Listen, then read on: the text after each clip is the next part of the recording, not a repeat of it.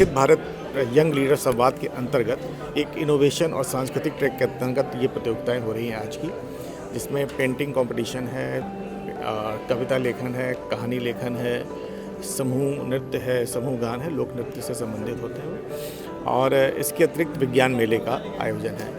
इसमें लखनऊ के करीब 15 कॉलेज के प्रतिभागी प्रतिभाग कर रहे हैं। लोकगीत वगैरह जो हमारी विधाएं हैं ये धीरे धीरे लुप्त होती जा रही है। ये आप छोटे जनपदों में देखेंगे, जैसे महोबा हो गया, गोरखपुर हो गया, वहाँ तो ये दिखती हैं, लेकिन बड़े शहरों में लुप्त हो रही हैं। तो अगर इनके लिए ये मंच नहीं होगा तो वो अपनी प्रतिभा दिखाएंगे कहाँ पे, और इसके लिए सबसे बड़ा मंच नेशनल यूथ फेस्टिवल से ज़्यादा हो नहीं सकता। अगर आप उसको थोड़ा सा रिलैक्स होना चाहते हैं तो आप कोई ना कोई अपने जीवन में एक्स्ट्रा करिकुलर एक्टिविटीज़ ज़रूर करें। वो पेंटिंग हो सकती है, कहानी लेखन हो सकता है, स्पोर्ट्स हो सकता है, लोक नृत्य हो सकता है, लोकगीत हो सकता है। नमस्कार, आप देख रहे हैं दीहो वाला, मैं हूं प्रतीक खरे। इस समय हम राजधानी लखनऊ के नेशनल पीजी कॉलेज में, ये वही स्थान है जहां युवा कल्याण विभाग की ओर से युवा महोत्सव का आयोजन किया गया। इस महोत्सव में मैं आपको बता दूं कि राजधानी लखनऊ के जो जिला है राजधानी लखनऊ, इस जिले के जो भी कॉलेज हैं उसमें जो प्रतिभाएं हैं, युवा हैं, किसी भी क्षेत्र में हो, चाहे वो गायन के क्षेत्र में हो, पेंटिंग के क्षेत्र में हो या साइंस और टेक्नोलॉजी के क्षेत्र में जो प्रतिभाएं हैं, उनका यहाँ पर प्रदर्शनी लगाई गई है, उनका मंचन हो रहा है और तमाम पार्टिसिपेट कर रहे हैं उन कॉलेज के बच्चे। ये जिला स्तरीय प्रतियोगिता है, इसके बाद मंडल स्तरीय प्रतियोगिता होगी। मैं आपको बता दूं, इस मेरे पीछे यहाँ पर तमाम बच्चे आए हुए हैं कॉलेज के, जिन्होंने साइंस टेक से संबंधित प्रदर्शनी लगाई है। उन बच्चों से बातचीत करेंगे और जानेंगे उन्होंने किन प्रोजेक्ट को लेकर इस प्रदर्शनी में आए हुए हैं। क्या नाम है आपका? मेरा नाम अमित है। मैं राजकीय जुबली इंटर कॉलेज का छात्र हूँ। मैं कक्षा 11 का छात्र हूँ। यहाँ पर आप प्रदर्शनी में आए हुए हैं, किस चीज की प्रदर्शनी और क्या आपका मॉडल? ये विज्ञान प्रदर्शनी है, जिससे कि इनोवेशन हम लोग दिखा रहे हैं कि हम लोग कैसे अपने देश को आगे बढ़ा सकते हैं। ये क्या है?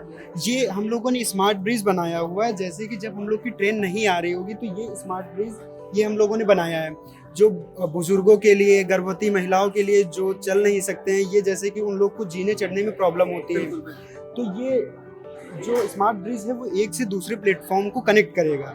जब कनेक्ट करेगा तो उस पर से लोग निकलना स्टार्ट करेंगे, मतलब जो चल नहीं पा रहे हैं वो निकलेंगे इस पर से। और फिर जब ट्रेन आने वाली होगी तो यहाँ पर एक सेंसर लगा हुआ है, वो देखेगी कि ट्रेन आ रहा है।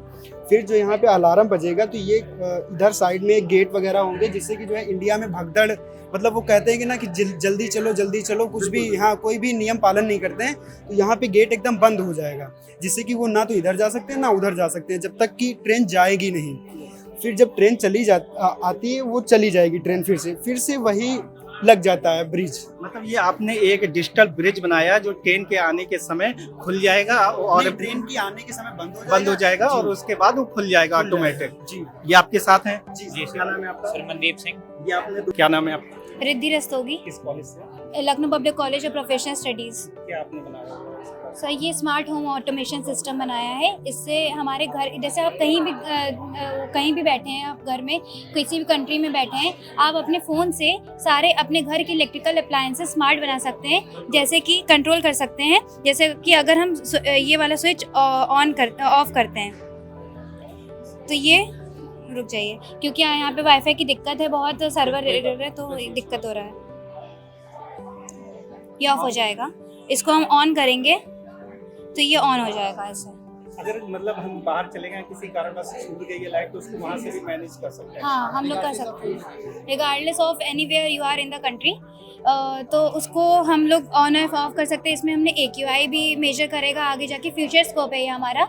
और मॉइस्चर, फायर अलार्म भी, जैसे आपके पास नोटिफिकेशन आ जाएगी कहीं फायर लगी होगी। और बाकी और सब वन मोर थिंग इसमें ये चीज़ है कि ऐड हुई है कि आपने देखा होगा स्मार्ट अप्लाइंसेज हैं, अप्लाइंसेज के साथ, लेकिन अगर आप सारे अप्लाइंसेज जो आपके पास एग्जिस्टिंग, उसको कैसे स्मार्ट बना, वो हम लोग का मेन पॉइंट है। फॉर एग्जांपल, जैसे कि आपके घर में इन्वर्टर लगा होता है, इन्वर्टर के सर्किट्स लगे होते हैं, वो सब कंट्रोल कर रहे होते हैं इलेक्ट्रिसिटी।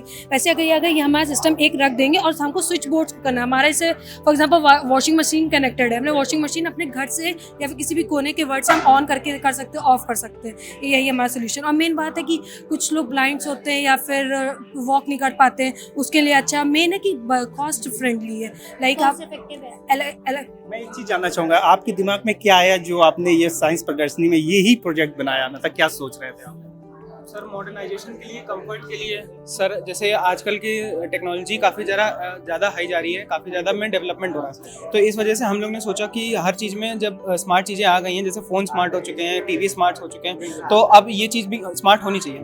तो सर जैसे कुछ लोग, जैसे दीदी ने बताया कि पैरालाइज हैं या डिसेबल्ड हैं, किसी कारण की वजह से स्विचेस ऑन या ऑफ नहीं कर सकते हैं, तो उनके लिए ये ज़्यादा बेनिफिशियल रहेगा कि उनके पास फ़ोन में कंट्रोल आ जाए, तो वो अपने डायरेक्टली फ़ोन से कंट्रोल कर सकते हैं सर। तो सर हम लोग को आइडिया वहीं से हिट हुआ ये।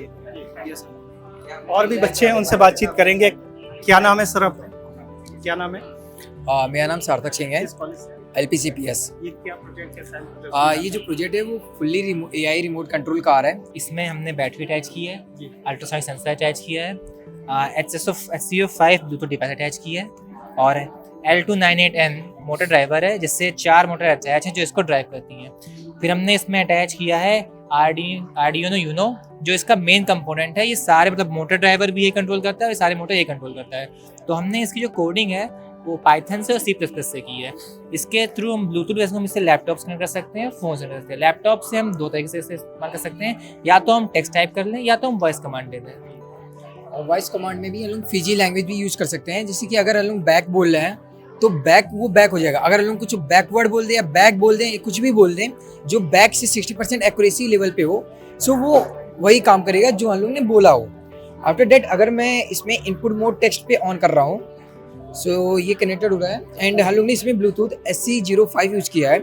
सो अगर मैं यहाँ पे कमांड राइट करूँ राइट, सो ये राइट घूमेगा या एंड आफ्टर डेट ये फॉरवर्ड है तो फॉरवर्ड। इसमें यहाँ पर सेंसर यूज हुए हैं, सो अगर आगे कोई ऑब्जेक्ट आता है सो वो अपने आप रुक जाएगा। आफ्टर डेट अगर इसमें मैं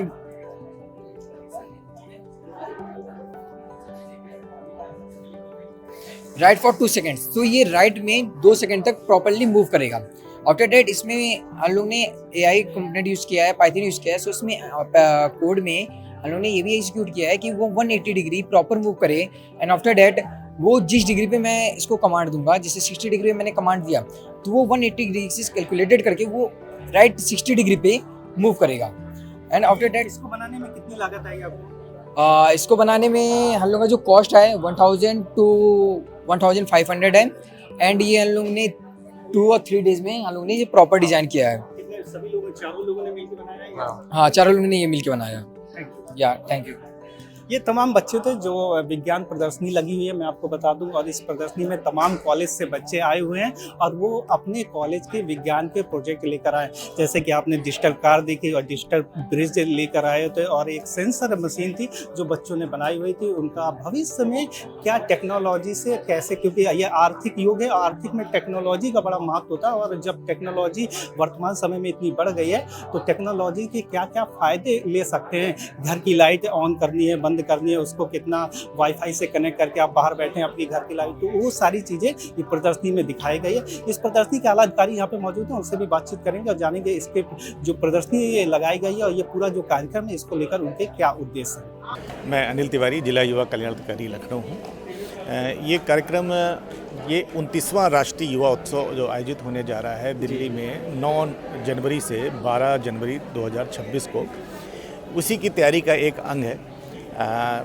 माननीय प्रधानमंत्री जी ने 2 साल से प्रोग्राम में काफ़ी नए चेंज किए हैं, जो हमारे विकसित भारत यंग लीडर संवाद के अंतर्गत एक इनोवेशन और सांस्कृतिक ट्रैक के अंतर्गत ये प्रतियोगिताएं हो रही हैं आज की, जिसमें पेंटिंग कंपटीशन है, कविता लेखन है, कहानी लेखन है, समूह नृत्य है, समूह गान है, लोक नृत्य से संबंधित होते हैं और इसके अतिरिक्त विज्ञान मेले का आयोजन है। आज जो लखनऊ के प्रतिभागी प्रतिभाग कर रहे हैं, आज के विजेता खिलाड़ी कल मंडल स्तरीय युवा उत्सव में भाग लेंगे, जो कि कल इसी स्थान पर आयोजित होने वाला है, जिसमें लखनऊ मंडल के जनपद हरदोई, रायबरेली, उन्नाव, लखीमपुर, सीतापुर वो प्रतिभाग करेंगे। मंडल लेवल प्रतियोगिता के बाद दिसंबर में हमारा राज्य स्तरीय प्रतियोगिता होगी और उसके बाद जो स्टेट की टीम बनेगी वो हमारी नेशनल में प्रतिभाग करेगी। मैं आपसे जानना चाहूँगा कि कितने कॉलेज हैं जो अभी के विद्यार्थी हैं जो इसमें प्रतिभाग कर रहे हैं? इसमें लखनऊ के करीब 15 कॉलेज के प्रतिभागी प्रतिभाग कर रहे हैं और देखते हैं क्या रिजल्ट आता है शाम तक। कितने स्टूडेंट्स हैं विभिन्न कॉलेज से? स्टूडेंट्स से करीब 250 एंट्रियाँ हो चुकी हैं और जैसे जो भी प्रतिभागी अगर बीच में भी आ जाएगा और हमारी प्रतियोगिता कंप्लीट नहीं होगी तो उसको हम प्रतिभाग कराएंगे। क्या लगता है इस ऐसे कार्यक्रमों के आयोजन से क्या निष्कर्ष निकलता है? क्या युवाओं में एक चेतना जागृत होती है आगे बढ़ने की अपनी फील्ड में? निश्चित ही देखिए, ये लोक नृत्य, लोकगीत वगैरह जो हमारी विधाएं हैं, ये धीरे धीरे लुप्त होती जा रही हैं। ये आप छोटे जनपदों में देखेंगे, जैसे महोबा हो गया, गोरखपुर हो गया, वहाँ तो ये दिखती हैं, लेकिन बड़े शहरों में लुप्त हो रही हैं। तो अगर इनके लिए ये मंच नहीं होगा तो वो अपनी प्रतिभा दिखाएंगे कहाँ पे? और इसके लिए सबसे बड़ा मंच नेशनल यूथ फेस्टिवल से ज़्यादा हो नहीं सकता। आप विद्यार्थी जो ऐसी कामना करते हैं, जो ऐसे मंच ढूंढते हैं, उनके लिए निश्चित ये एक सराहनीय मंच है कि अपनी प्रतिभाओं को आकर दिखा सकते हैं इनको। ऐसे बच्चों से क्या आप कोई उनसे कहना चाहेंगे, कोई रिक्वेस्ट करना चाहेंगे कि वो आएँ और अपने इस मंच का उपयोग करें? मैं इन बच्चों से यही कहना चाहूँगा कि आप पढ़ाई कर रहे हैं, आप कैरियर में मेहनत कर रहे हैं, आपको एक उस ट्रैक पे आपको एक बोर्डम हो जाती है, आप एक थक जाते हैं, मानसिक थकान हो जाती है। अगर आप उसको थोड़ा सा रिलैक्स होना चाहते हैं तो आप कोई ना कोई अपने जीवन में एक्स्ट्रा करिकुलर एक्टिविटीज़ ज़रूर करें। वो पेंटिंग हो सकती है, कहानी लेखन हो सकता है, स्पोर्ट्स हो सकता है, लोक नृत्य हो सकता है, लोकगीत हो सकता है। एक तो इसमें समूह की आपकी भावना विकसित होती है। इसके अलावा बहुत कुछ सीखने को मिलता है जो आपके कैरियर में, आपके कंपटीशन में भी आपको सहायता करता है। बहुत बहुत धन्यवाद आपसे बात करने। ये सर थे जिनसे हमने बात की, उन्होंने बताया कि ये एक जिला स्तरीय प्रतियोगिता है। इसके साथ साथ आज जो भी जिले के विश्वविद्यालय हैं, कॉलेजेस हैं, उसके बच्चे यहाँ पर प्रतिभाग करेंगे। वो अपनी जो उनके अंदर एक हुनर है पेंटिंग का, किसी के पास गाने का, किसी के पास शास्त्रीय संगीत का, उन तमाम विधाओं के बच्चे आज यहाँ पर उनको एक मंच दिया गया है ताकि आकर यहाँ पर अपनी प्रतिभा को दिखा सके। इसके बाद जो बच्चे सिलेक्ट होंगे वो मंडल स्तरीय प्रतियोगिता में प्रतिभाग करेंगे। उसके बाद जो से बच्चे हैं जो जिनका अच्छा है, जो सिलेक्ट होते हैं, वो आगे जाकर राज्य स्तरीय स्तर पर भी अपनी प्रतिभा दिखाएंगे। कैमरामैन उमेश के साथ प्रतीक खरे, दी होगा।